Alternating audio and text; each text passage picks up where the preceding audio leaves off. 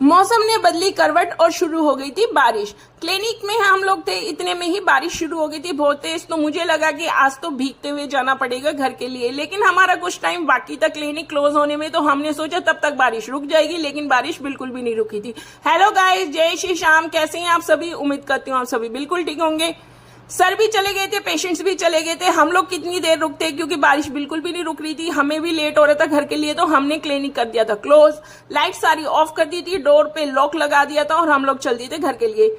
मेरे साथ थे राहुल भैया, वो भी मेरे साथ ही क्लिनिक पे जॉब करते हैं। वो मॉर्निंग में रहते हैं सर के पास हॉस्पिटल में और इवनिंग में आते हैं वो क्लिनिक पे। भैया बाहर खड़े हुए बारिश में भीग रहे थे, मैंने भैया को पकड़ा दिया था छाता। भैया कह रहे मीनाक्षी दीदी अगर आप कहें तो मैं दौड़ के चला जाता हूँ बस स्टैंड तक, क्योंकि बारिश हो रही है तेज। मैंने कहा बिल्कुल भी नहीं, साथ में चलते हैं, क्योंकि दोनों को ही बस स्टैंड से ही बस पकड़नी है। इसीलिए मैंने बोला भैया को अगर आप कहो तो आपके लिए मैं दूसरा छाता भी अरेंज कर सकती हूँ सामने वाली आंटी से लेके। तो भैया ने कहा नहीं दीदी इसी में ही चलते हैं। मैंने कहा ठीक है। फिर हम लोग चलने लगे थे घर के लिए। भैया कहने लगे कि दीदी आप भी सोच रहे होंगे कि मेरे को भिगो रहा है, खुद ढका हुआ है। मैंने कहा बिल्कुल भी नहीं, इतना तो यकीन है कि मेरा भाई बिल्कुल भी मुझे भीगने नहीं देगा।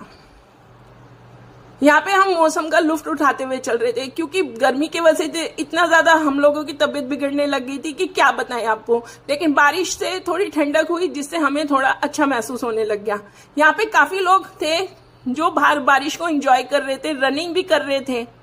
भैया यहाँ मैं और भैया बात करते हुए चल रहे थे, क्योंकि भैया जा रहे थे अपने गांव छुट्टी पे। भैया ने कहा दीदी अब आपको ही देखना होगा, क्योंकि मैं 15 दिन के लिए छुट्टी पे जा रहा हूँ।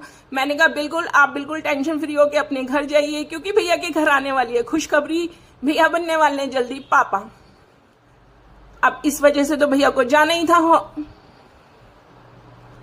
यहाँ पे मैं और भैया बाहर आ चुके थे, काफी अंधेरा भी था। तो मैंने कहा भैया इस वाले रूट पे अंधेरा, दूसरे रूट से चलते हैं। तो भैया ने कहा दीदी यहीं से चलते हैं, यहाँ से जल्दी हम पहुंच जाएंगे। मैंने कहा ठीक है। भैया चले ही गए थे बस स्टैंड की तरफ, क्योंकि भैया को दूसरी तरफ से बस पकड़नी थी और मुझे दूसरी तरफ से बस पकड़नी थी। भैया ने दे दिया था मेरे हाथ में छाता।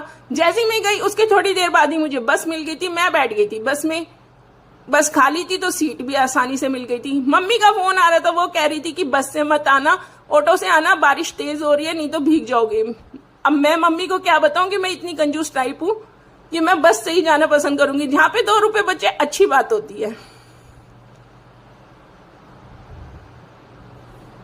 लेकिन मैं बारिश से भी बची गई थी, मैं भीगी भी बिल्कुल नहीं थी।